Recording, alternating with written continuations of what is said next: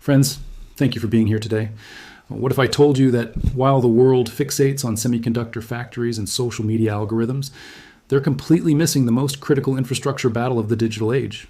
And what happens when everyone realizes that every email, every video call, and every financial transaction crossing between continents flows through cables controlled by one country that most people never think about? Most people don't know that Canada has quietly become the internet's secret backbone. Over 60% of all transatlantic internet traffic flows through Canadian territory. Every time you stream Netflix, send a WhatsApp message to Europe, or make a Zoom call to Asia, your data likely travels through cables buried beneath Canadian soil or flowing under Canadian waters. This isn't just about internet speed or connectivity, it's about digital sovereignty. In an era where data is power, the countries that control how information flows between continents hold unprecedented leverage over global communications, financial systems, and national security. But here's the question that should reshape how we think about geopolitical power. What happens when the internet's nervous system runs through the world's most stable democracy?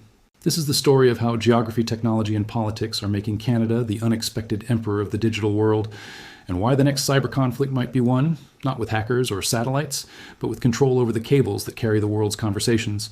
Before we examine Canada's unique position, we need to understand just how dependent our digital world has become on physical infrastructure that most people never see or think about.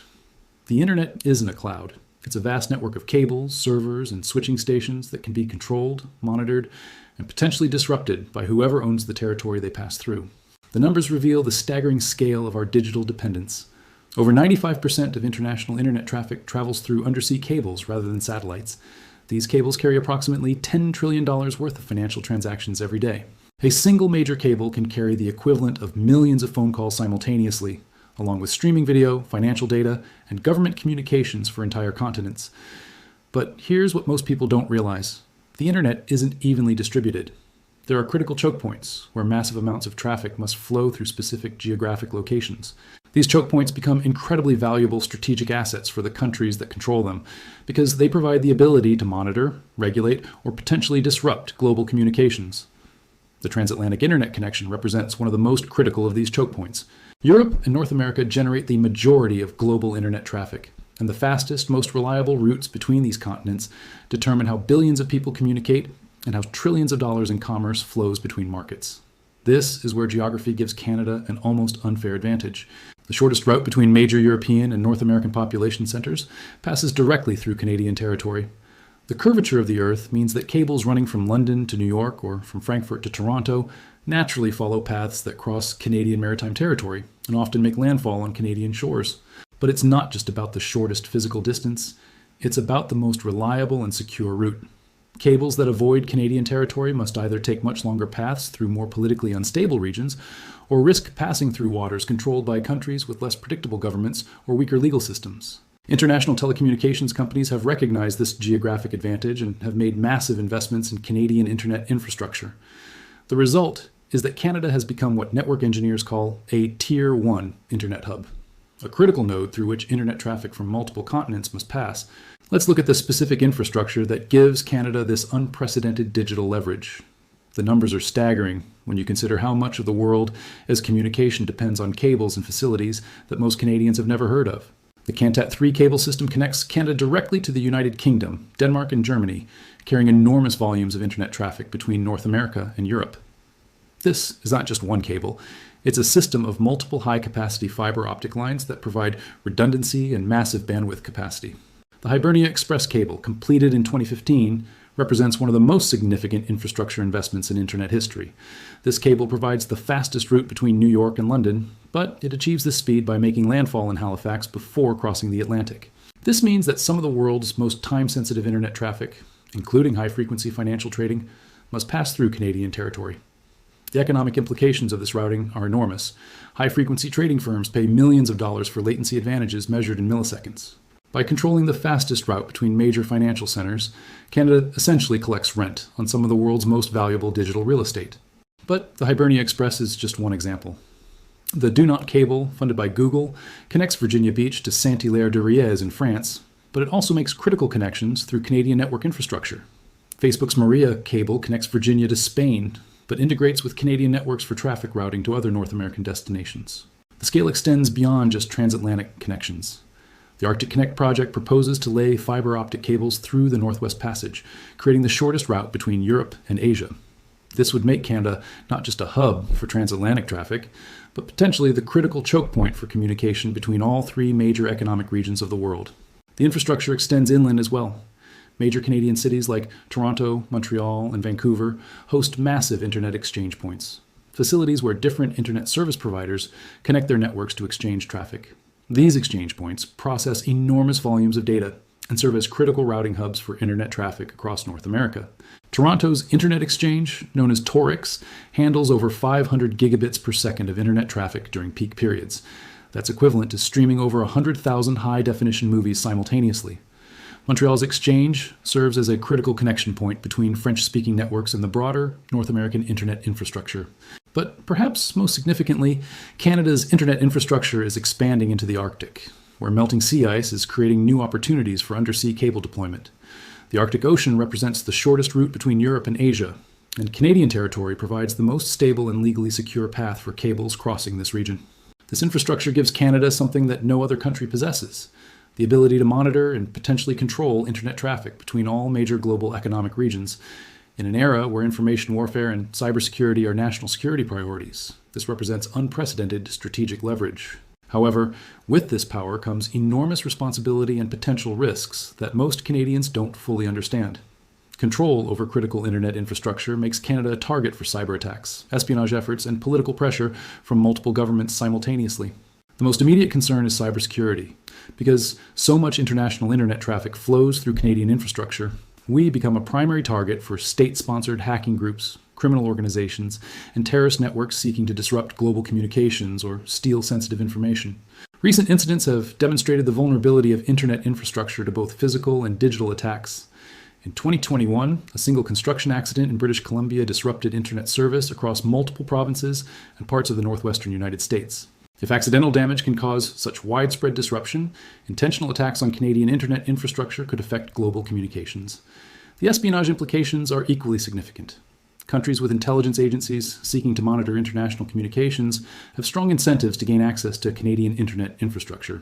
This makes Canada's cybersecurity capabilities and policies critical, not just for our own national security, but for the privacy and security of international communications. The Huawei 5G controversy illustrates these challenges perfectly. The Chinese company's equipment was integrated into many Canadian telecommunications networks before security concerns led to restrictions on its use in critical infrastructure. The situation revealed how foreign governments can potentially gain access to international communications by compromising equipment in Canadian networks. But the challenges extend beyond just security.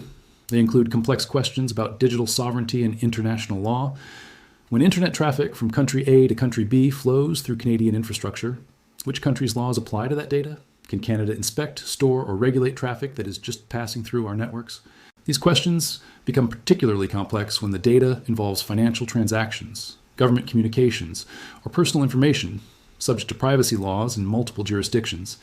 Canada must balance our obligations to protect international communications with pressures from allied governments seeking access to data for intelligence or law enforcement purposes. I want to pause here because this raises a critical question that affects every Canadian.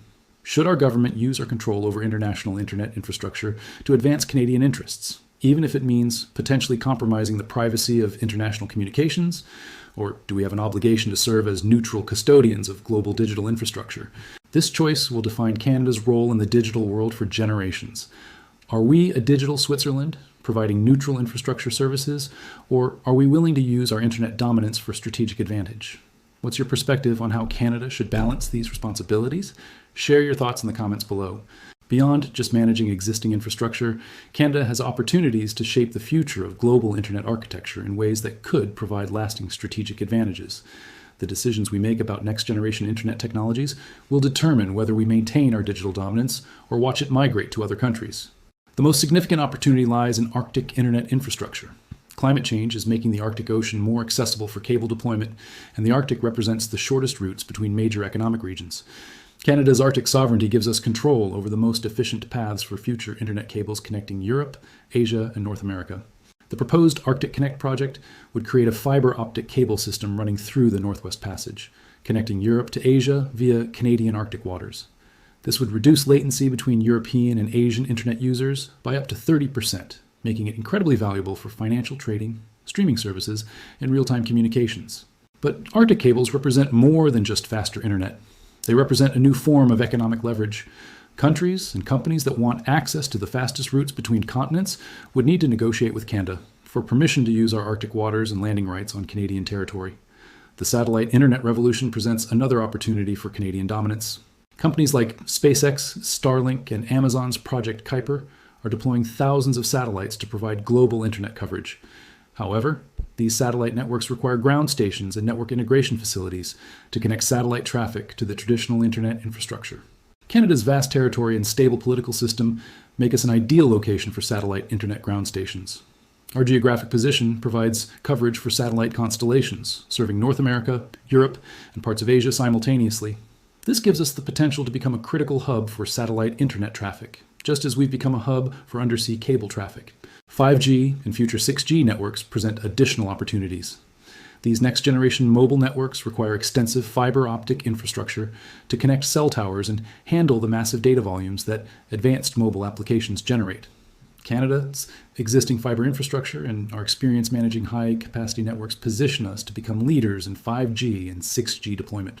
But perhaps the most significant opportunity lies in blockchain and distributed internet technologies. These technologies could fundamentally change how the internet operates, potentially reducing dependence on traditional cable infrastructure. However, they also require enormous amounts of computational power and energy, resources that Canada possesses in abundance through our hydroelectric capacity. Quantum internet technologies represent the ultimate frontier in secure communications. Quantum networks can provide theoretically unbreakable encryption for sensitive communications, making them incredibly valuable for government and financial applications. Canada's research institutions are making significant contributions to quantum internet development, and our stable political system makes us an attractive location for quantum communication infrastructure. The economic implications of maintaining and expanding our digital dominance are staggering. As more of the global economy moves online, control over internet infrastructure becomes increasingly valuable.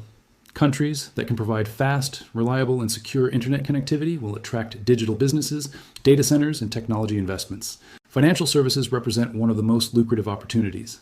High-frequency trading firms are willing to pay enormous premiums for latency advantages measured in milliseconds. By maintaining the fastest routes between major financial centers, Canada can essentially collect rent on some of the world's most valuable digital transactions. Streaming and content delivery services represent another major opportunity. Companies like Netflix, YouTube, and Amazon Prime Video need to distribute massive amounts of video content to users around the world. Countries with efficient content delivery infrastructure can attract investments in local data centers and content caching facilities, creating jobs and generating economic activity. Cloud computing services are increasingly important for businesses worldwide. Companies like Amazon Web Services, Microsoft Azure, and Google Cloud need to locate data centers in regions that provide fast connectivity to their global customer base. Canada's internet infrastructure makes us an attractive location for cloud computing investments. The artificial intelligence revolution also depends heavily on internet infrastructure. AI systems require massive amounts of data to train and operate, and this data must be transferred quickly and reliably between research institutions, data centers, and end users. Countries with superior internet infrastructure will have advantages in AI research and development. However, maintaining our digital dominance isn't automatic. It requires strategic investments, policy decisions, and international cooperation that many Canadians don't fully appreciate. We need to make conscious choices about how to develop our digital infrastructure while protecting our sovereignty and security interests. Cybersecurity represents the most critical investment priority. As our internet infrastructure becomes more valuable and more targeted, we need world-class capabilities to defend against state-sponsored attacks, criminal organizations, and terrorist groups. This requires not just technology investments, but also skilled personnel and international cooperation with allied governments. Regulatory frameworks for digital infrastructure also need careful development. Canada needs policies that encourage innovation and investment while protecting privacy, security, and competition. This includes complex decisions about data localization, content regulation, and the rights of foreign companies to operate critical internet infrastructure. International cooperation is equally important. Canada's digital dominance depends partly on maintaining good relationships with countries that host the other ends of our internet cables and the companies that operate global internet services. We need diplomatic strategies that protect our interests while maintaining the international cooperation that global internet infrastructure requires. Research and development investments will determine whether Canada maintains technological leadership in next-generation internet technologies. We need sustained funding for university research, government laboratories, and private sector innovation in areas like quantum communications, satellite networks, and advanced fiber optic technologies. If you're finding this analysis of Canada's digital transformation valuable, please take a moment to like this video and subscribe to the channel. It helps us continue producing in-depth analysis of the technological and geopolitical trends that are reshaping our world. The digital revolution represents one of the most significant shifts in global power dynamics since the Industrial Revolution. The countries that control critical internet infrastructure will have unprecedented influence over global communications, commerce, and information flows. Canada has been dealt an exceptional hand in this transformation. Our geography provides natural advantages for internet infrastructure. Our political stability makes us attractive for long-term technology investments. Our existing infrastructure gives us a head start in the race to control digital communications. But possessing these advantages is not the same as leveraging them strategically. Canada needs to make conscious decisions about how to use our internet dominance to build prosperity, enhance security, and project influence in the digital age. The next decade will be critical for establishing our role in the global digital economy. The investments and policies we implement now will determine whether Canada becomes a major power in the digital world or simply a passive conduit for other countries' communications and commerce. The choices we make will affect not just our technology sector, but our entire economy as digital infrastructure becomes the foundation for all economic activity. Countries that fall behind in digital capabilities will find themselves increasingly marginalized in global commerce and communication. Friends, we are living through the emergence of the internet as the dominant infrastructure of human civilization. While the world's attention focuses on visible technologies like smartphones and social media, the real power lies in the invisible cables and servers that carry information between continents. Canada has quietly become the emperor of this digital empire.